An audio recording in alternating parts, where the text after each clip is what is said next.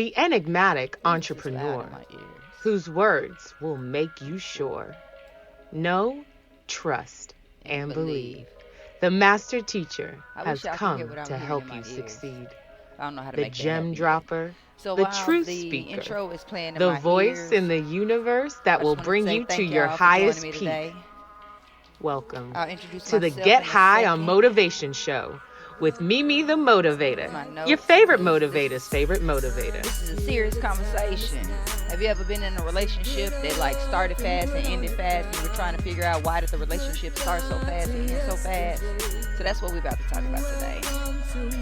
But like I said, the intro is playing in my ears. As soon as it stops, I'll get started. So y'all hold tight.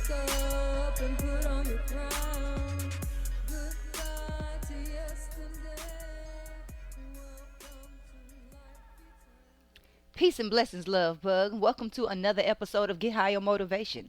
I am Mimi the Motivator, your favorite motivator's favorite motivator. I am a holistic leadership development expert, which just means that I like to help people. I like to help people get from where they are to where they desire to be, because I believe that whatever you desire, whatever you can imagine in your mind, that you deserve it. And I'm going to do what I can to help you get there. I believe in building 4 pillars of wealth so that way we have a balanced life. And those 4 pillars are mental health, physical health, spiritual health, and of course, getting the bag. All right. So if you are interested in that and you have tuned into the proper show at the proper time, so go ahead and share this with somebody that you know is going through a disrespectful relationship right now, that got shot by Cupid's arrow, because I know it has happened to you. I don't care who you are, and it might have happened to you recently. So today I'm going to use my own personal experiences to go through this process with you all and be very vulnerable, so y'all can judge me if you want. That's your business. So here we go. So I got this topic from a book called The Science of Love. So with The Science of Love, they have this chapter called magnetic drunkenness. And when I first got the book, I just so happened to just flip open. And you know, the universe know how to work. You just flip open the book and it's like, boom, it got exactly what you needed to hear. You know, whether you wanted to hear it or not, it was one of those things for me. And that magnetic drunkenness says, I'm going to quote this, honey. It says, magnetic drunkenness, quote, turns a person into a blind being whose intelligence is extinguished, rendering him or her incapable of thinking clearly or of making the correct decisions. So before we go any further, let's take 3D breaths, because we didn't do that. And you know I like to start 3D breaths everywhere I go. So go ahead and do whatever you're doing, but roll those shoulders back, tuck that chin in as if there's a crown on your head, recognizing the royal priesthood that is within you. And blow it all out first. We're going to start with that out breath, out with the old and in with the new. Slowly inhale through your nose, filling up your belly and filling up your chest space.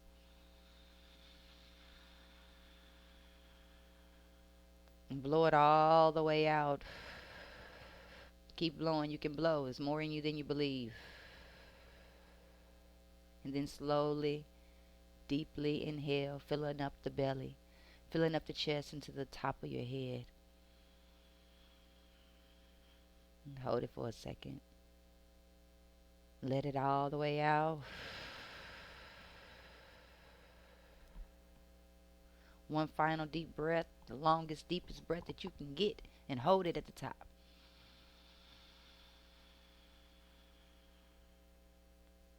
And this time when you let it out, I want you to let it out with one of them long, ugly sighs. All right. So magnetic drunkenness, this is what Cupid does. That Cupid's arrow will turn a person into a blind being whose intelligence is extinguished, rendering him or her incapable of thinking clearly or of making correct decisions. Have you ever been there where you just like head over heels of somebody and it just seems like you know you're not supposed to do this, but you're doing it anyway? You've been telling yourself, okay, let me not call him. And then you pick up the phone and you call. You say, you know what? I'm not, we're going to take a day off. You even tell him or tell her, we're going to take a day off. We need to slow down. We need to take a step back. And then next thing you know, y'all together the next day.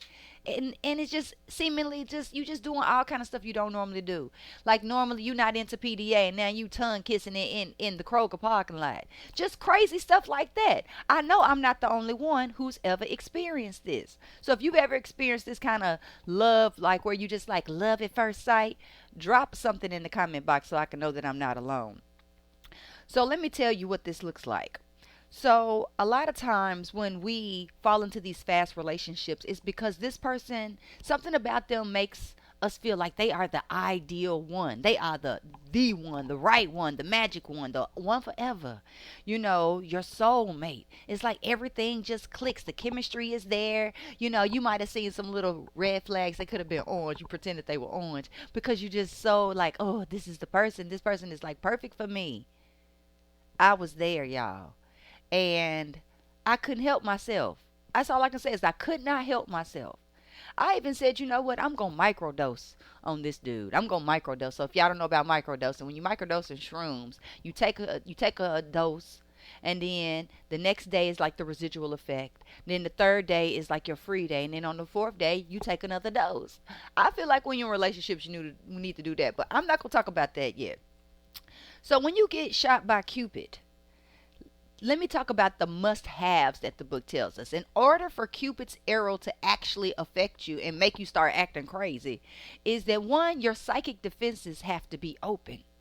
Secondly, you have to have no protection from any kind of magnetism, because this is literally magnetism. You're like a magnet to the person. You know what I'm talking about. You can't even stop touching the person. Like you're not even usually a touchy feely person, but you just keep. It's like you can't stay away from each other. But what has to happen is, or what actually happens is, this magnetism is sent out. It's sent out through glances, through touches of the hand, through words, through the genitals. Your things can talk to each other. Y'all know what I'm talking about. I know.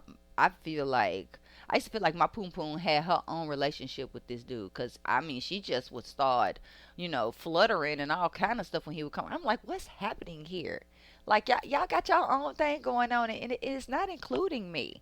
But that's because your private parts, your reproductive parts will send out messages. It's like a little radar. Like, I like this person. I want to feel this person. Yeah, you know what I'm talking about. But what happens is, it's like you receive an impact, like you're physically attracted. Like it's typically how this happens is that you meet the person, and after that first encounter, it starts being followed by deeper, frequent encounters. I'll start going on dates all the time, or y'all over each other's house and stuff. Y'all probably just skip past some things in life. It's kind of like an electrical phenomenon. It is an electrical phenomenon because we are electrical beings. And by us being electrical beings, we are constantly sending out electric magnetic waves. We're not going to get all technical in science, I promise. But I need you to understand that when you get shot by Cupid's arrow, your intellectual functions and your critical faculties, as they call them, go to sleep, basically. It's like that part of your brain checks out. And that's why you are not hearing, not seeing, not, just not recognizing the red flags in yourself, possibly. And even if you are, you can't even pump the brakes. You know what I'm saying? It's like you pumping the brakes, but the car's not stopping. And next thing you know, you like knees deep into this new relationship. Y'all almost like instant married.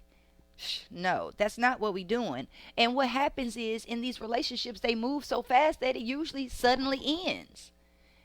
Just all of a sudden you get ghosted, or you ghost the person. I've been on the other side of the spectrum, or other side of the stick as well, where I met this guy. Well, actually, I had been knowing a guy, but he decided he wanted to date me. So I said, okay, we'll try this dating thing. But y'all, he was love bombing me. Do y'all know what love bombing? That's a new term for me. He bought me flowers 2 days in a row. Well, I need two bouquets of flowers within 1 week. At least let the other ones have some time to die. Like just doing the most, like all the things, anything and everything, trying to come and see me every day, bringing me food, whatever, all the things. And then, of course, all the things started like falling off very fast. One, because I guess he felt like he had sunk his claws in. He didn't have to work anymore. No, you always got to put in the work when you are dating somebody. You never stop putting in the work. Even when you are married, you continue to put in the work. You continue to court your person. So, so what is going on is passion, right? And we think passion is great, but passion is passivity. It is a function that can happen with or without you, which means it's passive. It means you're not in control.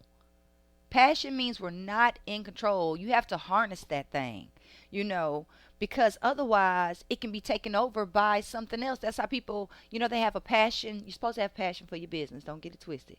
When people have too much passion for their business, they are just doing the most for no reason, whether they have customers or not. They still buying stuff and buying new products and buying things to go on the wall. It's just like they get overtaken. And that's what happens when Cupid shoots us with the arrow. We get overtaken and our brain is gone. Our good part of our brain, our good part of our mind is just gone. It's like we're cuckoo for Cocoa Puffs. So what I want to talk about is I want to give you 10 reasons that we typically move too fast. One is because we're spending too much time with each other. Two, it's because we have a fear of being alone. Some people just are scared of being by themselves. They don't want to be alone. They want to always be in a relationship. You know I'm talking about them serial daters. The third reason that we move too fast sometimes is because our biological clock is ticking. We're getting older. We want to have a baby. We want to get married. We want to do all the things. Number four is it's that initial spark and you fear losing it. You want that high. You want that same high. You want to keep that high. And that's why you start doing things and spending time with people that you know too much because you're just trying to maintain that initial high from when you first met them. The next is a hormone high. Your endorphins are taking over. You got all kind of chemicals in your body that be when you meet somebody that just catches your attention and got you like, what we call nose wide open. Yeah. So number six is that you don't know how to date. You married at first sight. Some people don't know how to date. I think that's what I dealt with in the last relationship I dealt with. That this guy had been married for a long time, and before he was married, he had been dating the same woman for a long time. So he probably had been in a 20-year relationship, and since then hadn't been in a serious relationship. He literally just doesn't know how to date. He think we supposed to go together immediately, cause you like me and I like you. This is not school. We are not passing a piece of paper. He even sent a text message that said, "Will you go with me?" I text back, "Go well." So another one is seven is love bombing, which I talked about. The love bombing is flattery, and it comes from a it's rooted in a lack of self worth. When you're trying to do all these things for somebody and shower them with all these gifts and whatnot, it's because you don't think enough of yourself to for this person to stick around. Otherwise, you feel like you got to buy their love. If you got to buy somebody love, honey, you need to leave them alone. Now, I ain't saying that now. Now, me, I'm going to sound very contradictory real quick. I am a kept woman. What does that mean? That means, yeah, you gotta do some things for me. Period. Because I'm not going backwards. All right, number eight is that this new person is very similar or familiar because they're similar to your ex. There's something about them. You know what I'm talking about. You break up with this person and then you see them with their new person and the new person looks like you. You're like, you just got a new me? Really? Lord Jesus. Number nine, some people move too fast because they're tired of dating. They don't want to date. They just want to be in a relationship and be done and over with. Like, okay, I like you. You got some good credentials. All right, let's do this. Not even taking the time to get to know somebody. And then number 10 is, I think, the biggest reason of all, which is childhood trauma. and having an insecure attachment style. So we all have different attachment styles, and your attachment style sometimes is what can wreck your relationship, especially if you and the person have insecure attachment styles and y'all just really a toxic relationship from the beginning. So it's going to remain a toxic relationship unless y'all do some major shadow work together or something. So listen, if you had one of these fast relationships and it's over, experts say that relationships don't have to be long lasting for them to have value. So just think about, what was the lesson learned? In the short relationship that I had, I found myself to be more confident. And it was a very short lived relationship. But in it, I started showing up more fully as myself. Something about this person made me want to do better, and be more of myself and be unmasked. So I took that same momentum into the next relationship where now I'm unmasked and I don't care. Take me gone about your business. Because I'm like this, I'm like that, I'm like that, I'm like that, I'm like that, and I'm all of that whenever I want to be. And you gotta want all of that. You gotta be willing to be abased and abound with me. You have to be willing to deal with my ugly self and my real pretty self. Because sometimes some people just want to deal with you when you're doing well. They don't want to deal with you when you're doing bad. And then vice versa. Some people want to deal with you when you feeling low. But when you start leveling up, they like, I can't deal with this person. So if you still in this relationship, I want to give you a little bit of advice. One, pump the brakes. Slow down. Period. Slow down because it's lustful. Okay? Get out of the lust part and work on building a foundation, really getting to know this person, their ins, their outs, their quirks, their pointed edges, their imperfections, the things that they don't want you to know. One time I was dating a guy and he said, "Well, I'm just trying to put my best foot forward." I was like, "I don't want your best foot. I want your worst foot because I need to know what I'm really working with. Who are you really? I don't need you just putting on this show and dance and trying to woo me with who you think I'm looking for, who you think or what you think I desire. Get to know the person. Really get to know them. Get to know their favorite color. What are their children's names? What are the parents' names, siblings' names? Get to really know them on a deep level. So when you're pulling back, the easiest way to pull back is to go back to doing you. Do whatever you were doing before this person showed up in your life. And if you didn't have anything on, go find something. Go find some group. Go find a walking group or running group or doing something, puzzle group, anything. The other thing is you want to mentally give up this person. Take back your mental space. Because that's what's happening is these people are taking up too much mental space. We need to take our mental space back and use it for something that's more worthwhile for ourselves and make us better prepared for whoever our right one is. So another thing is you want to voice your truth with respect. So, if you start pulling back, your person might be like, "Man, what's up? We were really, I thought we were vibing. What's going on?" You say, "Well, listen, I really like you and I know that you really like me, but because I like you so much, I want to slow things down so that way I can ensure that this is a long-lasting relationship and doesn't become a fling." A person can't do nothing but respect that if you say something of that character. Now, whatever you do should make you want to do more of it. So when you are spending time with this person, it should make you want to come back for more. When you're spending time away from that person, it should make you want to come back for more. That's the whole thing. Doing what feels good, doing less of what doesn't. Because whatever feels good is what we should be doing. Now that doesn't mean that relationships aren't going to have some bumps in the road, some potholes and all those things.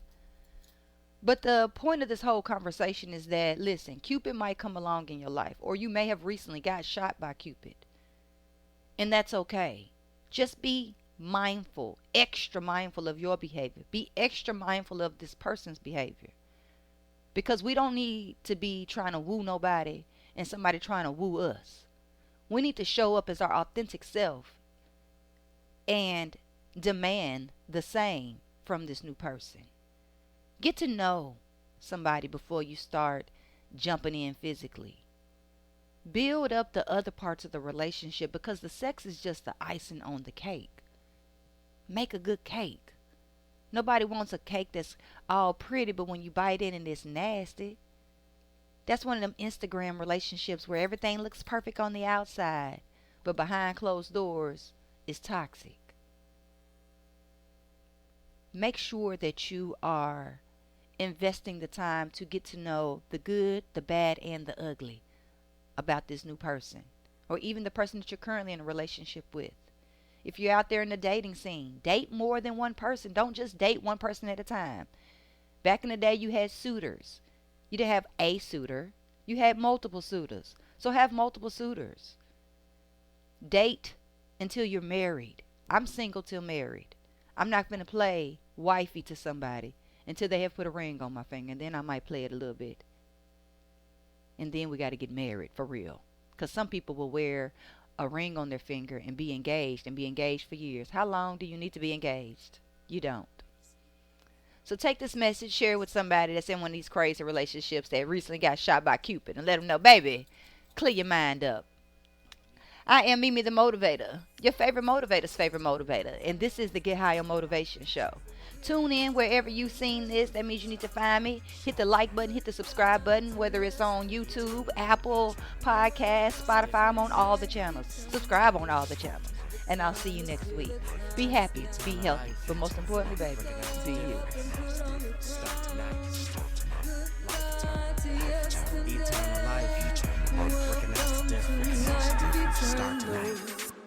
The time is here, the time is now, life is here, living now, a life of tears.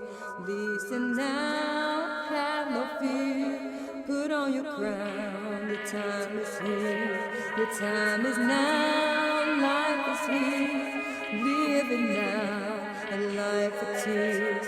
Listen now, have no fear, and put on your crown. The time is here, the time is now. Eternal life, eternal life.